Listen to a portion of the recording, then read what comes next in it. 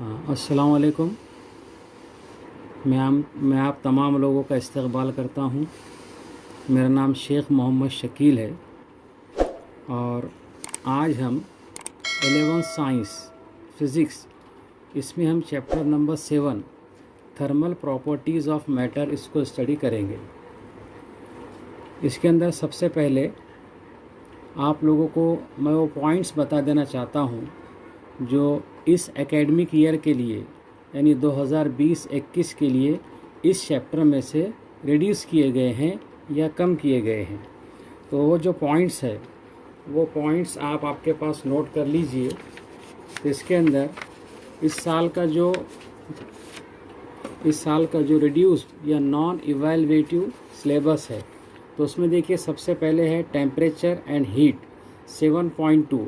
इस चैप्टर का जो पहला पॉइंट है 7.2 टेम्परेचर एंड हीट, ये नॉन इवैल्यूएटिव पोर्शन है, पेज नंबर 114। आपकी जो स्टेट बोर्ड की टेक्स्ट बुक है 11 साइंस फिज़िक्स की, इसका जो पेज नंबर 114 है, इस पर ये जो 7.2 ये जो पॉइंट है टेम्परेचर एंड हीट, वो इस साल के लिए नहीं है। फिर उसके बाद 7.3 measurement of temperature, page number 115 से 118, ये भी नॉन इवैल्यूएटिव सिलेबस है। 7.4 absolute temperature and ideal gas equation, page number 118 से 121, और 7.8 चेंज ऑफ स्टेट 129 से 133, 129 टू 133। इतना पार्ट जो है वो इस साल के लिए रिड्यूस किया गया है 11 साइंस फिज़िक्स में, यानी इस पर कोई क्वेश्चन नहीं आएगा या आपको ये एग्ज़ाम में इस पर कोई क्वेश्चन नहीं है। अब सबसे पहले हम स्टार्ट करेंगे thermal properties of matter. Actual syllabus start करने से पहले जो रिड्यूस पोर्शन है, इसके कुछ जो पॉइंट्स है जो बहुत ज़्यादा इम्पॉर्टेंट है और आपको वो बेसिक पॉइंट की नॉलेज इन्फॉर्मेशन होना ज़रूरी है, तो उसके ताल्लुक़ से मैं आपको बता दूं। सबसे पहले जो उन्होंने ओमिट किया है पार्ट, उसमें टेम्परेचर एंड हीट, इस पार्ट के ताल्लुक़ से मैं आपको कुछ इन्फॉर्मेशन देना चाहूँगा कि टेम्परेचर एंड हीट। तो इसमें सबसे पहले हीट क्या है, व्हाट इज़ हीट। जैसा कि आप लोग जानते हैं कि heat is nothing but it is a form of energy. Heat ये एनर्जी का एक फॉर्म है। It is energy in transit. अब जब हम दो बॉडीज़ को एक दूसरे के नज़दीक लाते हैं, या when we bring two bodies in contact with each other such that these two bodies are at different temperatures. ये दो बॉडीज़ कैसे है, डिफरेंट टेम्परेचर्स पर है। एक बॉडी का टेम्परेचर हाई है, एक बॉडी का टेम्परेचर लो है या कम है, दोनों के बीच में टेम्परेचर डिफरेंस है। तो जब ऐसे दो बॉडीज़ को आप कांटेक्ट में लाएंगे तो ये हीट एक्सचेंज करेंगे। ये क्या करेंगे, आपस में हीट एक्सचेंज करेंगे। और ये हीट एक्सचेंज का जो फिनोमेना है ये चलता रहेगा कब तक, जब तक कि इन दोनों बॉडीज़ का टेम्परेचर एक दूसरे के इक्वल नहीं हो जाता। When temperature of body first is equal to temperature of body second, then this process stops. Temperature of both the bodies becomes equal. दोनों बॉडीज़ का टेम्परेचर इक्वल हो जाता है और वो थर्मल इक्विलिब्रियम में आ जाते हैं। यहाँ पर फिर ये हीट एक्सचेंज का प्रोसेस रुक जाता है। इसके बाद में हम देखेंगे कि टेम्परेचर क्या है। Whenever heat is supplied to a substance, it increases its kinetic energy और काइनेटिक एनर्जी ऑफ मॉलिक्यूल्स और atoms of the substance.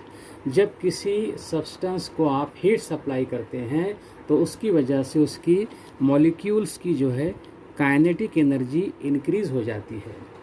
The average kinetic energy पर particle of a substance defines the temperature, यानी किसी भी substance के हर particle की जो average kinetic energy है वो उसके टेम्परेचर को डिफाइन करती है। So what is temperature?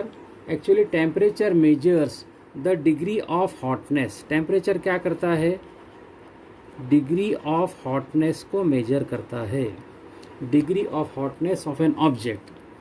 लेकिन temperature ये amount of thermal energy को नहीं measure करता है। Temperature measures the degree of hotness of an object and not the amount of its thermal energy। तो इसके बाद में हम देखेंगे कि टेम्परेचर का मेजरमेंट कैसे किया जाता है, मेजरमेंट ऑफ टेम्परेचर। तो टेम्परेचर के मेजरमेंट के लिए जैसा कि हम सब जानते हैं, हम एक डिवाइस यूज़ करते हैं। उस डिवाइस का नाम हम सबको मालूम है, उस डिवाइस को हम कहते हैं थर्मोमीटर। थर्मोमीटर, और ये वर्क करता है थर्मल इक्विलिब्रियम के प्रिंसिपल पर। It works on principle of thermal equilibrium. अब टेम्परेचर मेजरमेंट के लिए हम डिफरेंट स्केल्स यूज़ करते हैं।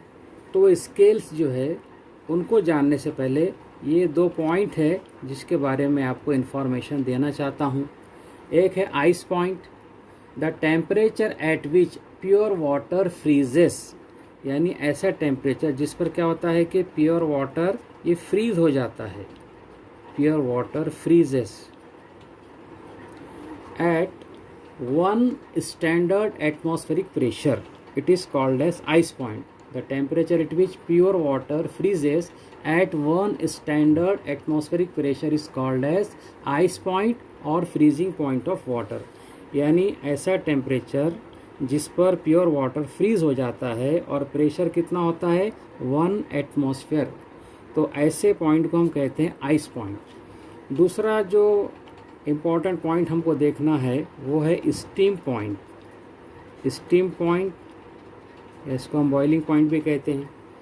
तो स्टीम पॉइंट क्या है, the temperature at which pure water boils at 1 standard atmospheric pressure, यानी जिस पर क्या हो जाता है कि वाटर बॉईल होता है और जो प्रेशर है वो 1 एटमॉस्फेयर होता है, ऐसे पॉइंट को हम स्टीम पॉइंट कहते हैं।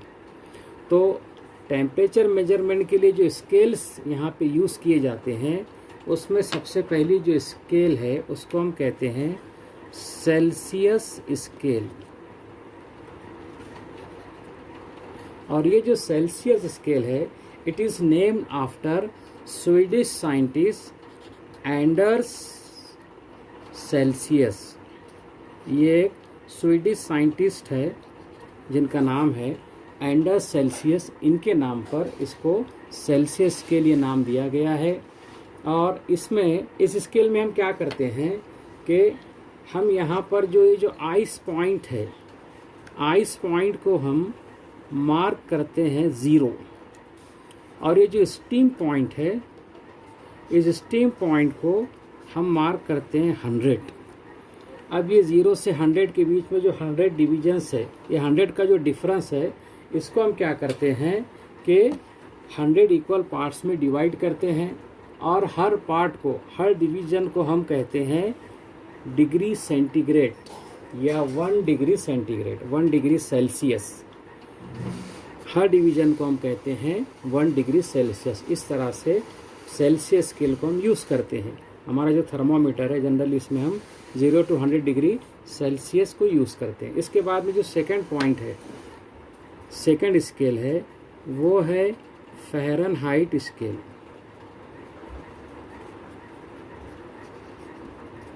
इस फ़ारेनहाइट स्केल में क्या किया हमने, यहाँ पर हम आइस पॉइंट को, इस आइस पॉइंट को मार्क करते हैं हम 32, और जो स्टीम पॉइंट है, स्टीम पॉइंट को हम मार्क करते हैं 212। अब इसके बीच में जो डिफरेंस है 180 का, तो इसको 180 इक्वल पार्ट्स में डिवाइड किया जाता है और हर डिवीज़न को, हर ईच डिवीज़न को हम लेते हैं 1 फ़ारेनहाइट। इस तरह से जो है तो हम ये स्केल को यूज़ करते हैं। अब इन दोनों स्केल के अंदर क्या रिलेशन है, फ़ारेनहाइट स्केल और डिग्री सेल्सियस, इसमें जो रिलेशन है वो इस तरह से है, TF-32, ये फार्मूला है जो इनको रिलेट करता है, TF-32/180 is equals to TC/100। इस तरह से अगर आपको डिग्री सेल्सियस को फ़ारेनहाइट में कन्वर्ट करना है तो आप इस फार्मूले से उसको कन्वर्ट कर सकते हैं। 180/100 TC + 32, यानी जितना डिग्री सेंटीग्रेड टेम्परेचर है डिग्री सेल्सियस, उसको फिर आप 180/100 से मल्टीप्लाई करके उसमें 32 अगर ऐड करेंगे तो आपको फ़ारेनहाइट टेम्परेचर मालूम पड़ेगा। या अगर आप डिग्री सेल्सियस में मालूम करना चाहते हैं, फ़ारेनहाइट को कन्वर्ट करना चाहते हैं, तो आप इस फार्मूले से कन्वर्ट कर सकते हैं। 100/180 TF - 32, इस तरह से जो है तो आप फ़ारेनहाइट को डिग्री सेल्सियस में कन्वर्ट कर सकते हैं। अब इसके बाद में हमारा जो एक्चुअल पार्ट है इस चैप्टर का वो हम स्टार्ट करते हैं। वो है सबसे पहला जो पॉइंट है वो है thermal expansion. Thermal expansion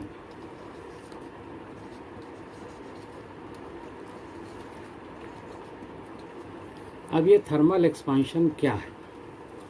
it is nothing but the increase in the dimensions of a body due to an increase in its temperature is called thermal expansion।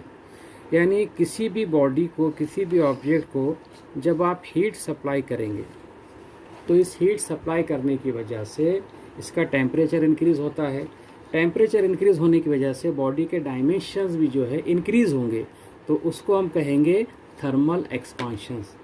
अब देखिए सॉलिड में क्या होता है, सॉलिड के अंदर जो है कि जो एटम्स होते हैं ये एटम्स वाइब्रेट करते हैं उनके मीन पोजीशन के हिसाब से। The atoms in a solid vibrate about their mean positions.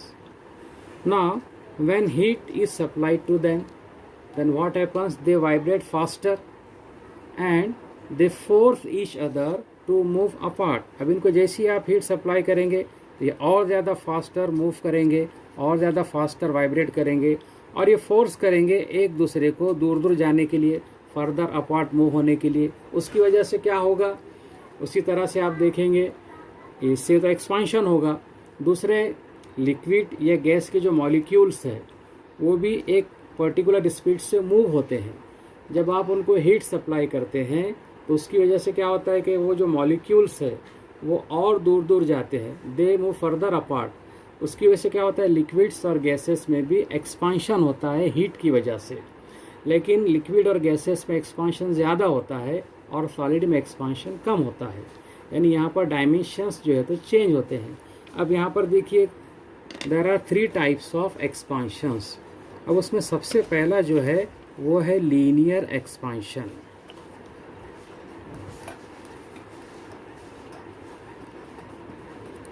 Linear expansion, अब ये जो लीनियर एक्सपांशन है इसके नाम ही से पता चल रहा है कि लीनियर एक्सपांशन क्या होना चाहिए। What is linear expansion? The expansion in length of a solid.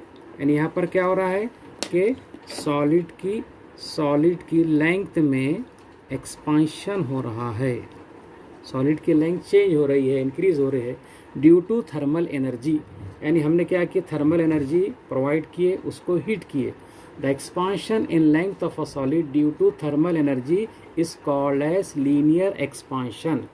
अब ये सॉलिड की लेंथ क्यों चेंज हुई, क्योंकि हमने इसको हीट किए, थर्मल एनर्जी सप्लाई किए। ठीक है, अब देखिए let us consider a solid in the form of a rod. अब हमने क्या करें, यहाँ पर एक सॉलिड को कंसिडर किए हैं जो कि रॉड के फॉर्म में है। अब लेट अस सपोज कि इसकी जो लेंथ है वो L है। अब इस रॉड को जब आप हीट सप्लाई करेंगे, इसको थर्मल एनर्जी प्रोवाइड करेंगे, तो उसकी वजह से क्या होगा, ये रॉड की जो है तो लेंथ इंक्रीज हो जाएगी। अब सपोज कीजिए कि ये उसकी ओरिजिनल लेंथ है। अब ये जो उसकी लेंथ चेंज हुई है उसको हम कंसिडर कर रहे हैं डेल्टा एल। एल उसकी ओरिजिनल लेंथ है और डेल्टा एल क्या है, चेंज इन लेंथ। तो if the substance is in the form of a long rod then the fractional change in length due to change in temperature. अब यहाँ पर जो लेंथ में चेंज हुआ है, फ्रैक्शनल चेंज इन लेंथ, इसको हम डिनोट कर रहे हैं डेल्टा एल अपॉन एल से। डेल्टा एल अपॉन एल क्या है, ये फ्रैक्शनल चेंज इन लेंथ है। तो ये किससे रिलेटेड रहेगा, it is directly related to the change in temperature. इसको हम डेल्टा टी से डिनोट कर रहे हैं। Delta L upon L is directly proportional to delta T. और डेल्टा एल अपॉन एल यहाँ से अगर हम ये प्रोपोर्शनलिटी के साइन रिमूव करते हैं तो is equals to alpha delta T. एक हम कांस्टेंट ऑफ प्रोपोर्शनलिटी यूज़ करते हैं। तो ये अल्फ़ा क्या है, ये जो अल्फ़ा है ये अल्फ़ा है कोएफिशिएंट ऑफ लीनियर एक्सपांशन। ये अल्फ़ा है कोएफिशिएंट ऑफ लीनियर एक्सपांशन। और किसका है ये? ऑफ अ सॉलिड का। ठीक है, तो इसको हम अल्फ़ा से डिनोट करते हैं। अब इसको मैं देता हूँ इक्वेशन 1 नंबर। अब इक्वेशन 1 को हम थोड़ा सा रीअरेंज करेंगे। तो इक्वेशन 1 को अगर रीअरेंज करेंगे तो for alpha we can write alpha is equals to delta L upon L delta T, equation 2। और इस इक्वेशन को हम और एक तरीके से लिख सकते हैं, alpha is equals to L T minus L zero divided by L T minus T zero. अब देखिए यहाँ पर एल ज़ीरो क्या है? एल ज़ीरो ये है length of rod at 0 degree Celsius. इसके बाद में एल टी क्या है? अब उस रॉड को जब हीट किया गया तो उसकी लेंथ चेंज हुई, तो L T is nothing but it is length of rod when heated to, जब इसको हीट करें हमने, when heated to T degree Celsius. इसके बाद में टी ज़ीरो क्या है? टी ज़ीरो ये एक्चुअली इनिशियल टेम्परेचर है, जो कि हम 0 डिग्री सेल्सियस कंसिडर कर रहे हैं, इनिशियल टेम्परेचर है ये। इसके बाद में टी क्या है? टी है फाइनल टेम्परेचर, ये फाइनल टेम्परेचर है, यानी जहाँ तक हमने उसको हीट किए हैं। अब इसके बाद में देखिए हमने यहाँ पर L T minus L zero लिखे, तो L T minus L zero को हम डेल्टा एल से डिनोट कर रहे हैं। तो L T minus L zero, delta L is equals to L T minus L zero. ये है चेंज इन लेंथ, उस रॉड की जो लेंथ चेंज हुई है, चेंज इन लेंथ। और इसके साथ ही आपने लिखा है यहाँ पर डेल्टा टी, इसको हम कह रहे हैं टी माइनस टी ज़ीरो। ये क्या है डेल्टा टी? ये चेंज इन टेम्परेचर है या राइज इन टेम्परेचर है। अब इसमें हम एक कंसिडरेशन करते हैं, लेट अस सपोज। अब यहाँ पर हम ये सपोज कर रहे हैं कि ये जो एल ज़ीरो है, रॉड की जो इनिशियल लेंथ है, सपोज कीजिए 1 मीटर है, और ये जो राइज इन टेम्परेचर है इसको हम कंसिडर कर रहे हैं 1 डिग्री सेंटीग्रेड। तो इससे क्या होगा, जब आप इक्वेशन 2 में इफ़ वैल्यूज़ को रखेंगे तो आपको मिलेगा alpha is equals to L T minus L zero. यानी न्यूमरिकली यहाँ पर हम ये सपोज कर रहे हैं, क्योंकि एल ज़ीरो 1 हो गया और टी माइनस टी ज़ीरो भी 1 हो गया, तो इस तरह से अल्फ़ा क्या हो गया, numerically equal to L T minus L zero. अब यहाँ पर हम डिफाइन करेंगे कोएफिशिएंट ऑफ लीनियर एक्सपांशन। ये कोएफिशिएंट ऑफ लीनियर एक्सपांशन, इसकी डेफिनेशन क्या होनी चाहिए? तो कोएफिशिएंट ऑफ लीनियर एक्सपांशन जो है इसको हम डिनोट कर रहे हैं अल्फ़ा से। It is nothing but it is defined as increase in the length per unit original length at 0 degree centigrade per degree rise in temperature. तो इसको कैसे डिफाइन करेंगे हम? It is defined as increase in length, यानी जो for example यहाँ पे rod थी, तो इंक्रीज इन लेंथ, रॉड की लेंथ इंक्रीज हुई, लेकिन कैसे? उसकी जो ओरिजिनल लेंथ थी पर यूनिट ओरिजिनल लेंथ के हिसाब से, पर यूनिट ओरिजिनल लेंथ के हिसाब से कितना इंक्रीज हुआ, और eight 0 degree centigrade per degree rise in temperature. यानी टेम्परेचर जब 1 डिग्री राइज होगा तो ओरिजिनल लेंथ के हिसाब से उसके लेंथ में कितना चेंज हो रहा है, वो है कोएफिशिएंट ऑफ लीनियर एक्सपांशन। तो इसको हम लिख सकते हैं alpha is equals to L T minus L zero upon L T minus T zero. अब देखिए अल्फ़ा के लिए अगर हम यूनिट यहाँ पर ले तो वो हो जाएगी, अल्फ़ा की यूनिट रहेगी पर डिग्री सेल्सियस या पर डिग्री केल्विन।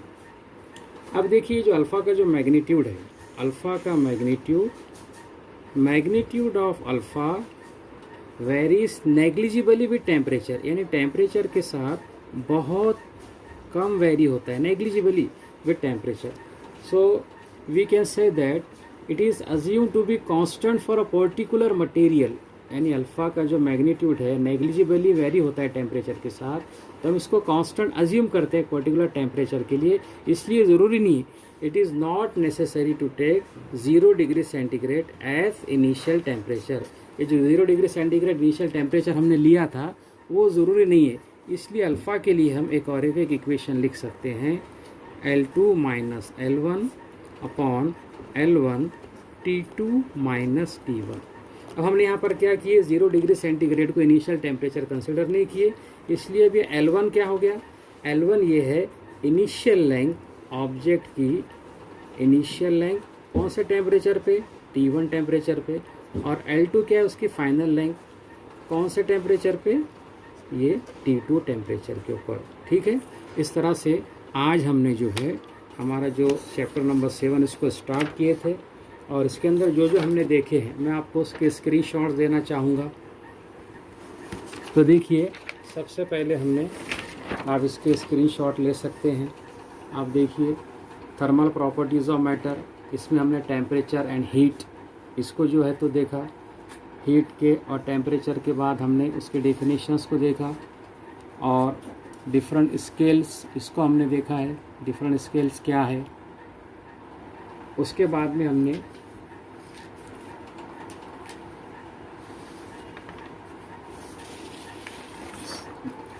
फ़ारेनहाइट और डिग्री सेल्सियस इनका कन्वर्जन देखा है, और जो पॉइंट रिड्यूस किए गए हैं देखिए उसको फिर से यहाँ पर मैं आपको बता दूँ।